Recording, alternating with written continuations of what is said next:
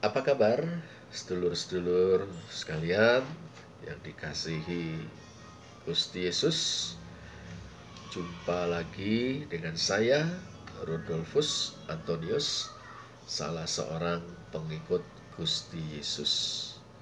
Dulur-dulur, saya ingin mengajak kita sekalian untuk menggali pesan-pesan dari kitab Nehemia, salah satu kitab dalam Perjanjian Lama. Ini sangat menarik. Nah, saya ingin mengajak kita memulai dari Nehemia pasal 1 ayat 1 sampai 11 yang bisa kita bicarakan dengan tajuk tema keluar dari zona nyaman. Keluar dari zona nyaman. Nah, kita coba perhatikan dulu panggung sejarah dari cerita di dalam kitab Nehemia ini. Nah, dulur-dulur, pada tahun 586 sebelum Kristus berakhirlah riwayat kerajaan Yehuda. Setelah pengepungan berbulan-bulan, ibu kota negara, yakni Yerusalem, jatuh ke tangan pasukan Babel. Bait Allah diruntuhkan, tembok benteng kota Yerusalem dirobohkan. Zedekia, raja boneka, raja yang sebetulnya diangkat oleh Nebukadnezar, raja Babel. Nah, raja boneka ini memberontak. Ia ditangkap beserta seluruh keluarganya. Ribuan orang Yehuda, wabil khusus yang tinggal di Yerusalem, itu diangkut, dideportasi ke negeri Babel sebagai tawanan. Nah, beberapa dekade kemudian Babel ditumbangkan oleh Media Persia. Nah, adik kuasa yang baru ini kemudian memberi kesempatan kepada kaum deportan atau kaum buangan atau para tawanan untuk kembali ke tanah air masing-masing, termasuk orang-orang Yahudi. Kita bisa baca dalam 2 Tawarikh 36 ayat 22 sampai 23 dan Esra pasal 1 ayat 1 sampai 4. Nah, sejumlah orang Yahudi kembali ke tanah air. Mereka pulang dengan niat untuk membangun kembali peri kehidupan bangsa sebagai umat Allah dan membangun bait Allah sebagai pusatnya. Di bawah pimpinan Zerubabel, seorang bangsawan dari wangsa Daud, dan imam besar Yosua bin Yozadak, pembangunan kehidupan berbangsa pun dimulai atau mulai dilakukan. Tentu tidak mudah. Mereka membangun di atas reruntuhan baik fisik maupun mental. Mereka juga harus berhadapan dengan penduduk sekitar yang dalam ungkapan Esra 4 ayat 4 melemahkan semangat orang-orang Yehuda dan membuat mereka takut membangun. Nah, lawan-lawan mereka itu bahkan berkolusi dengan para petinggi Persia guna menggagalkan proyek kebangsaan itu. Nabi Hagai dan Nabi Zakaria, Nabi Hagai dan Nabi Zakaria itu tampil. Mereka berusaha menyemangati umat.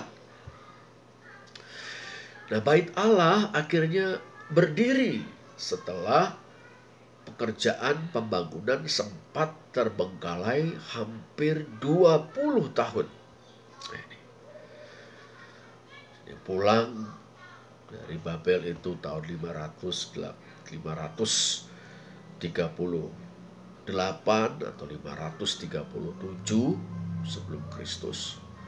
Pekerjaan terbengkalai hampir 20 tahun, baru terselesaikan tahun 515 sebelum Kristus. Namun setelah itu, dulur-dulur, keadaan suram belum juga berakhir.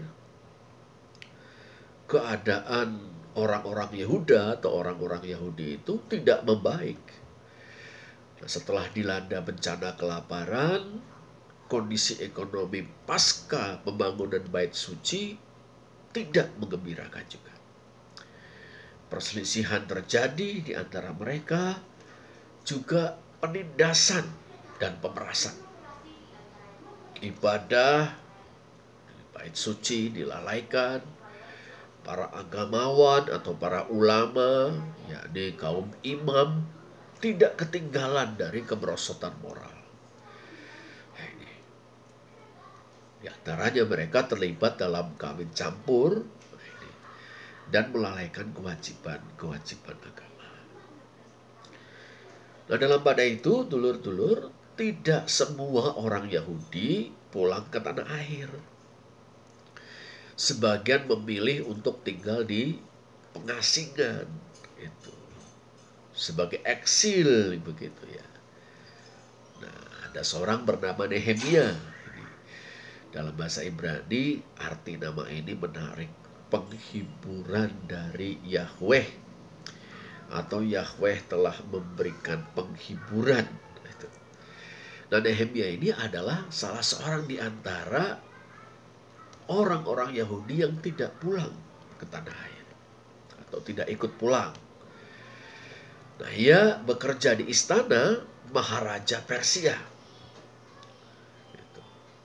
Nah, pekerjaannya membuat Nehemia begitu dekat dengan penguasa tertinggi Persia, sekaligus berisiko tinggi. Risikonya besar. Ia menjadi juru minuman raja.